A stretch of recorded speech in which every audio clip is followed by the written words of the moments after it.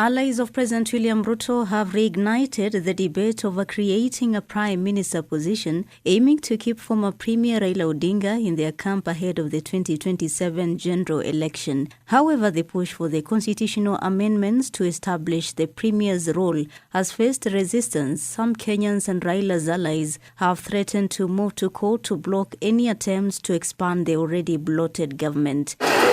Ruto's allies are concerned that Raila, who was unsuccessfully pushed for the African Union Commission AUC chairmanship by President William Ruto, may either join the opposition or announce his presidential bid in the coming election. They now want the Prime Minister position created to accommodate him in the Kenya Kwanza government.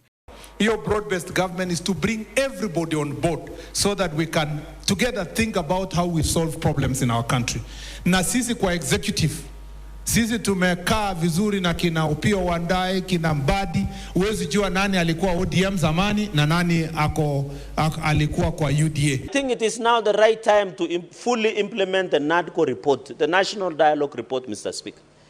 Raila Odinga has huge and well-decorated track record of fighting for democracy, rule of law. When Raila Odinga was fighting the previous regime, some of the people who are in opposition, Mr. Speaker, who are now correcting messes, were in that government that were pursuing even abuses of human rights, and they want to lecture us about, Mr. Speaker, how a country should be run. When Raila Odinga was fighting for this constitution, rule of law, democracy, some of the people who are correcting him, Mr. Speaker, who are fighting him now, were in that system, Mr. Speaker, the KANU system, Mr. Speaker. So therefore, when Raila Odinga comes, we can use him. He has huge, he's an elder statesman, Mr. Speaker, and in full implementation of NADCO, we must make Raila Odinga the Prime Minister of the Republic of Kenya.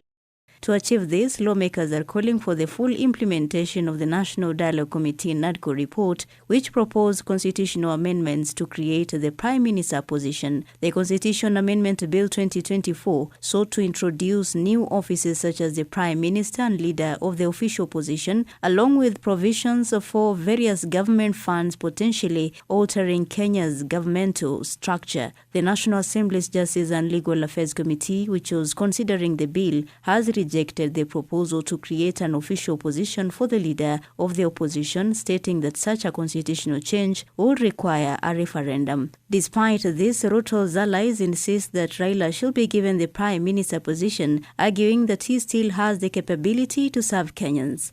He must, Mr. Speaker, be given that position to assist in expanding, deepening, and widening the broad-based government and stability of this country, Mr. Speaker. We have even started, Mr. Speaker, we have even started broad-based within Parliament. Senator Methu, what's your point of order? Of course, I would not have wanted to interrupt. But a section of MPs and analysts have opposed the move, saying Kenya Kwanza only wants to contain Raila, calling it a deceptive political maneuver designed to keep Raila Odinga preoccupied.